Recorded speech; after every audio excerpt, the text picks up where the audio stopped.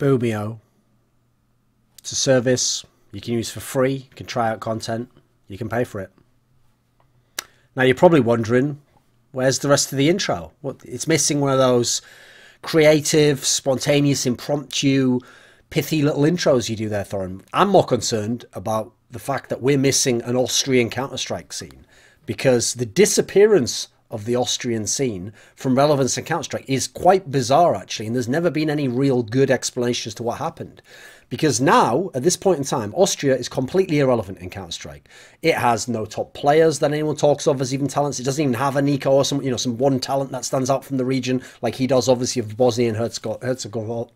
Whatever, Bosnia and Herzegovina, is that what it's called? I don't know or give a fuck.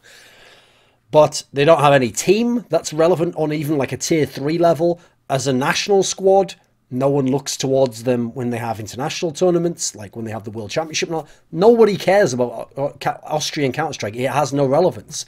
And yet that wasn't always the case. You go back into the 2000s, you go into CS 1.6, and first of all, they had a couple of players who at certain points in time were among the best in the world, were among the best of all time for the first half of the thousands.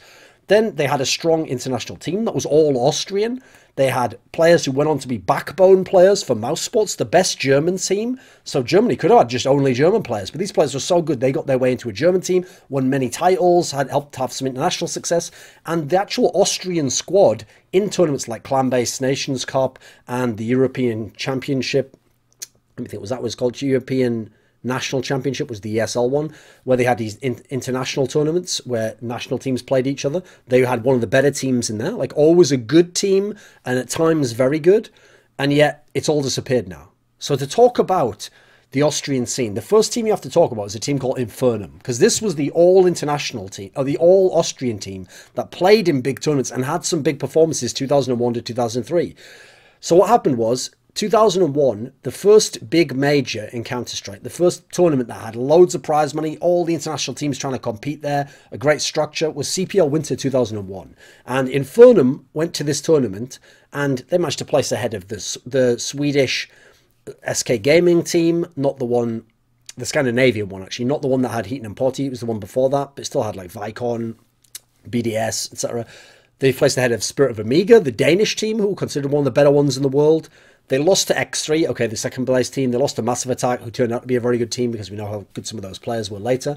And at the time, the star players in this team, players who would later on go on to play for teams like Mouse Sports, was Impy, and he was known as an AWPer, and a player called Pabst, which English translation is Pope, so you sometimes see him referred to as that. But Pabst was his name, and he was considered the star player. He was a very good player. And these were the main names. That they had other names in there, Wise, Amphi, etc. But at the time, you don't necessarily look at the rest of the players and see them as like standouts. So next year comes along. LAN Arena 7 was one of the early big tournaments. They placed third here. They placed ahead of the Swedish Nordic division of Vestland. They placed ahead of the Swedish Game Online team, which had just got Element into the team. They placed ahead of SK Gaming, who obviously had just gotten Dark into the lineup, had Heaton and Potty in the lineup. And admittedly, this tournament was a clusterfuck. It had bad PCs, it had a lot of problems. There was allegations of cheating from the commentators to the French teams. But even so, this team had a surprisingly good performance at this tournament. Even within their region, obviously Germany, Austria, very closely associated and had a lot of overlap between the players and the teams there. They won a German LAN WWCL, where they placed first, ahead of the German Mouse Sports team, ahead of the German SK Gaming team. These were the better teams of the era. What happened was, the team essentially broke up as late 2002, Impy left the team and went to go and join, later on, to join Mouse Sports, where he would also play with Gore, a player who later on comes into the mix. And obviously Pabst was out of the lineup for a while. And Infernum gets resurrected again in 2003. And what happens is, they bring in this player Gore, who hadn't been in Infernum before. And you have Pabst, Wise, Anfi. They played with Gore at a tournament in the past in a team called Series Dedication. They played at CPL Berlin in 2001, one of the latter events in 2001 before the Infernum CPL Winter event. And they make this Infernum lineup again because of some problems in Mouse Sports for Impy and Gore. And they make an all-Austrian lineup to go to ESWC, the first major of that brand's history, and they placed 7th there, pretty decent. And actually, all in all, they were kind of hard done by because they beat the German Mouse Sports team that they'd been in formerly, some of those players. yes, they lost to SK Gaming Sweden, who obviously, this was the first event they had Element. They were like very close to going God mode. And then in the round of 8, unfortunately, the quarterfinals, it was single elimination. They got drawn against Team 9, the Swedish team that went on to win the tournament. And actually, they gave that team one of the best games that team played in the whole tournament. So unfortunately, only place in the top 8, really. Now, after this, we had the reversal of the move because Gore went back to Mouse Sports. And Pabst, who'd previously been an Inferno member, now he joined Mouse Sports. So now in Mouse Sports, when you look at this team, you have to look at the results there. And the first era I would describe as the Gore era. Because really, it was when he was in this lineup as the Austrian player. Yes, Impy had been in the team before, but they hadn't been an incredibly successful team. Now, in EPS, they were always making the final. They were always one of the best teams. But Mouse Sports, before the Austrian players came in, was an all-German team. And it was mainly Johnny R, Roman R, these players. And they were like good online, and then they'd become good offline. They'd had some decent performances like WCG 2002 rather. But then it's when really they got Gore in that they became good internationally. Because now they were having placings where they were making top 3 at European CPLs. They were able to go to have a great run towards the end of the year. They placed 3rd at CPL Copenhagen, which was quite a stacked European one. 3rd at CPL Winter. That was key because that was a major. And they've cracked top 4 there, which in general German teams weren't doing. Obviously, we'd had 8 losers. I'd had like a 4th place earlier in the year. The next year came along, 2004. Still a very good team, could still place top 8, but not elite level, not contending like they looked like they were at the end of 2003. Because 2003 at the end was when they got the super team together with the German Neo. I'm technically half Polish, but not the Polish Neo, the German Neo, and got all this stuff together. So they were already a very good team. They were winning domestically at this point in time, winning a bunch of titles, and continued to be good. But then they had some issues later in their career with Gore. Now, at this point, though, 2005 is the key point, because now Gore gets joined by Pabst, his fellow Austrian, and these 2 players, for me, were the star players at this era. Now, yes, Blizzard was very good as well, but I always thought he was overrated as a star. He was more of like an all-round Zipnix type player to me. The star players for me were Gore and they were Pabst, and we'll talk about them as individual players later, but bringing in Pabst was a key moment that made Mouse Sports go to another level internationally, because they had that mixed lineup where they had to play with like Hare, Moses' brother from America, at WEG Season 1, so I don't really count that one. They placed 3rd there, but they didn't have a proper lineup, and it was a disjointed event in terms of the lineups there. But at CPL Spain early in the year, in the spring, they won the event. They placed ahead of NIP. They placed ahead of Complexity. They placed ahead of everyone, obviously. They won the tournament. They went into the summer run of majors as the world's #1 team. At ESWC, they looked like they were on a collision course with Complexity to have a rematch of the final from Spain, from Barcelona. But unfortunately, they lost shockingly to Lunatic High, the Korean team. That was one of the first big upsets from a Korean team at that point in time, obviously discounting WCG 2004, which is in competition 0. So they managed to place 3rd at that tournament, and Complexity went on to win that tournament famously. So we kind of lost a classic matchup there. And at that point in time, obviously, Complexity took over the mantle as world's best team. Later on in the year, yeah, they won the Euro Cup, which obviously was a very depleted tournament at the time. It wasn't as big. By the time CPL Winter comes, they've just placed top 12, a very, very stacked CPL, but they had kind of an underwhelming performance. And at that point in time, Pabst goes out of the team, Element ends up coming in. Now, Gore stays in the team the whole time, but in the post-Pabst era, they had some issues early on. Like 2006, as I mentioned, the Element era, they had a lot of issues. 2007 comes along. This is when actually they had a lot of problems. Even when they managed to get some of those guys into the lineup, like Six and God B, etc., they were still a disjointed team. They were still suffering the effects of the attacks players they brought over after 2006 that hadn't really worked out in their lineup. And they were just placing like top 4 sometimes at good tournaments, top 6. It wasn't so great. It was 2008 when everything kicked into a higher gear, and they had one of the best years they ever had as Mouse Sports, and they were one of the best teams in the world, arguably second best in the world for the year. They were a team that managed to win a major. They won IEM Season 2, Intel Extreme Masters. They placed top 3 at ESWC Masters Paris. They were top 4 at ESWC, another major. They won IEM3 Dubai, beating the Poles in the final. MYM at the time. They placed 2nd at WEM, losing to MTW, classic matchup that they had. The next year came along. They were still decent for most of it. They managed to place 3rd at ESWC Masters Cheonan, which was in Korea. But at that point, they had a lot of issues. Gore was eventually one of the players who was taken out of the lineup. Later on, they would try out a player called Cash, and then they eventually got Roman in the next year, and they changed the format. So at that point in time, yes, all the Austrian players were gone, and the relevancy was gone. But you can see the story of Mouse Sports is tied to Gore in a very real way, and Pabst and what their impact was on the team. Now, as a national team, the Austrian team had numerous successes. In the early days, before we had the ENC, which is ESL's national competition, these were all online competitions, by the way, except some of the LAN finals later on would be held for them, but not in these years. Now, initially, it was Clan Bases tournament that was the big one, the Nations Cup. So season 1, season 2, you go look at the lineups, they're like Sweden, Germany, Norway, they have all the best players in the world playing. Now, yes, later, as the years go on, some of that dissipates, and especially the Nations Cup got taken over by ENC. But okay, the third ever Nations Cup, this team actually managed to win the Nations Cup. They beat Norway, a very strong team. They beat Germany in the final, their famous rivals. Obviously, they placed ahead of Sweden, ahead of Finland, all the other good countries. Nations Cup 4 the next season, they finished top 4. They lost to Finland, they lost to Germany.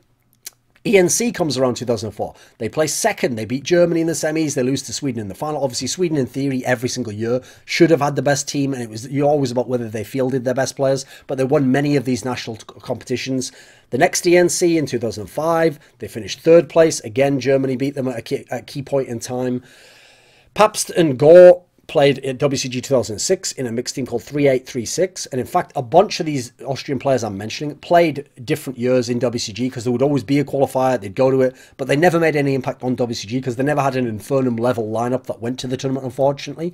So you talk about players from Austria, and there are some keys here. So I'm actually going to start not with Gore and Pabst, the ones I think of the all-time great players. I'm going to start with Impey. Now, it's worth mentioning there was later, and this is what's confusing, from like 2003 on, in his era, a German player called Impey who played for Okrana, who won EPS. Now, that is not the same player. The Austrian Impey was mainly like a hybrid player, more known for his AWP. He was certainly a good player in the German scene in 2002, 2003.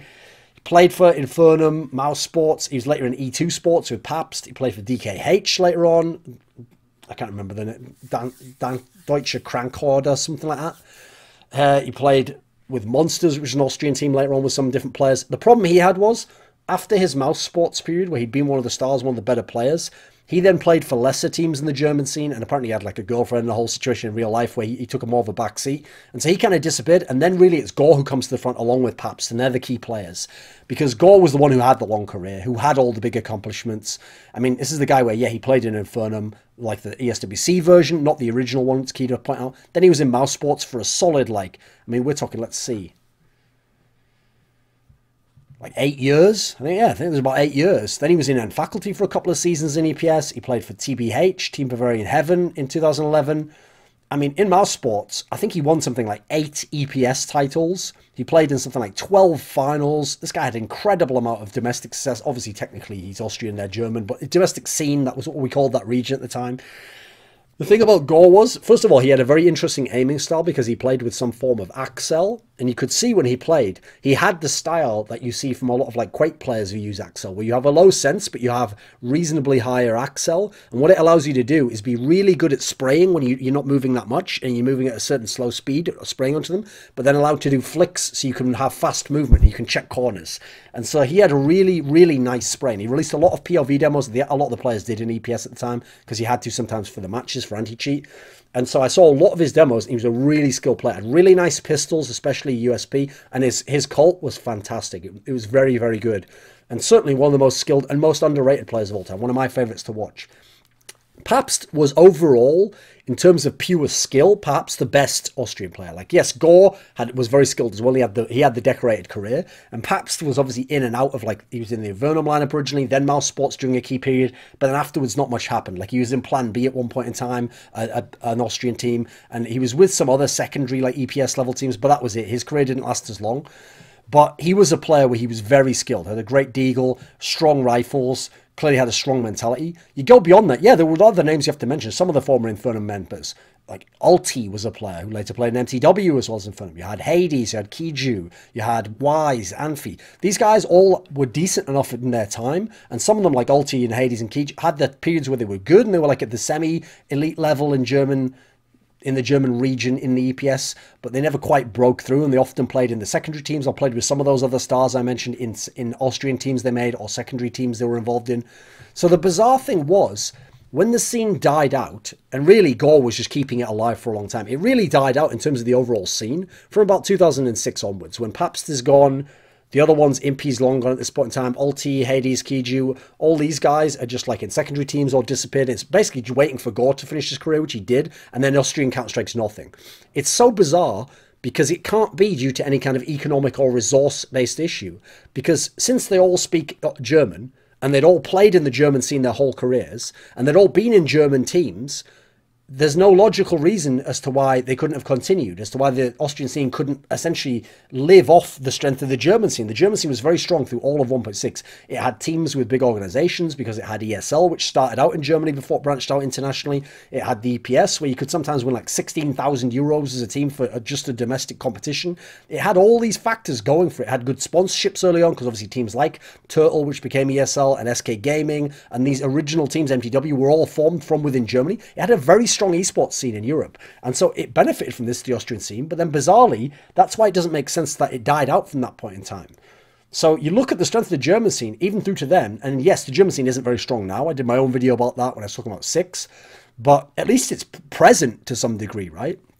The Austrian scene is gone completely. The Austrian scene is gone even worse than like Finland, Norway. Like Finland right now, some of their players who are good in 1.6 just don't try to go full pros in like Azlac, etc. in CSGO. You've got players like Nasu, again, didn't try to go fully pro for most of the time. You have Alu, but he's good and he's gone to other teams, obviously Nip, FaZe.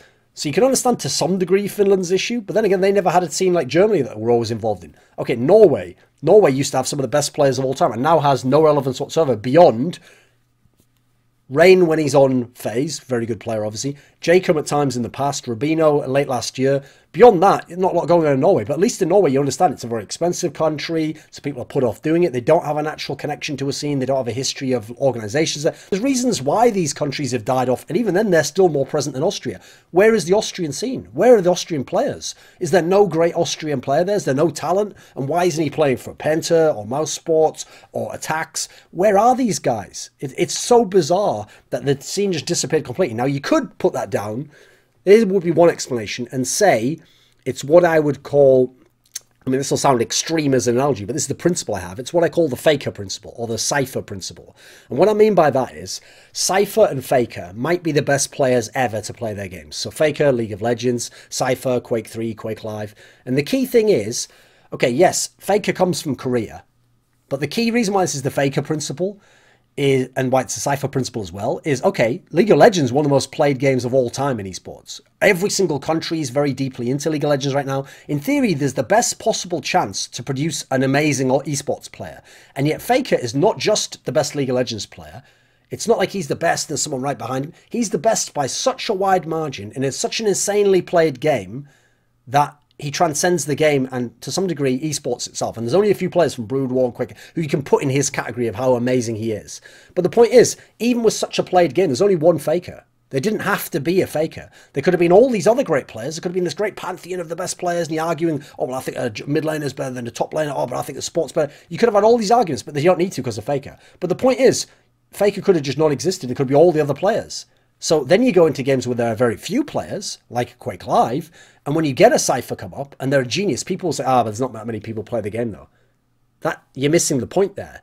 There also didn't have to be a Cypher. And in fact, with a Cypher, the case I'd make is that you got lucky, and even in a scene with very few people playing and very few active pros, an amazing genius level player did come along and did come out of nowhere and did succeed. And obviously he comes from Belarus, a country which isn't known for esports history and doesn't have a long history of connections with organizations and attending a lot of events and a lot of success. It's basically just Cypher.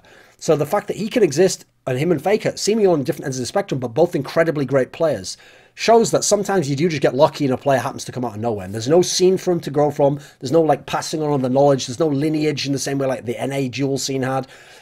That's what's bizarre, is I have to put part of it down to that. I have to say, okay, Impey maybe wasn't a superstar. He was a good player, and he had his own issues in life, and he only played a couple of years. But for Gore and Pabst especially, maybe they just were Cyphers of Austria. And if you look at them, they skew the success of the Austrian scene, and they were so good individually and able to play for the national teams that they made Austria amazing because they were amazing. And maybe when they're taken away and you take them out of the equation, and you're left with players like Ulti was a good player, Kiju was good at one point in time. Hades was all right. Wise and Amphi were okay. When you look at these players, Squad was all right towards the mid 2000s. When you look at these players, maybe you say, actually, that would be like what, like, you know, like a sixth best EPS team. That would be like a semi-elite, like good EPS level team, but not something amazing internationally. And maybe that's not as crazy if you imagine that scene not doing that much, that it doesn't produce as many great teams, as many great players. So maybe it's just a lack of amazing players, or maybe they play another game. It's bizarre though. This is one of those things where there was a scene, there was some really good players, and suddenly nothing, and no sign, and I've never even heard anything from anyone within that scene about what happened to the Austrian CS scene.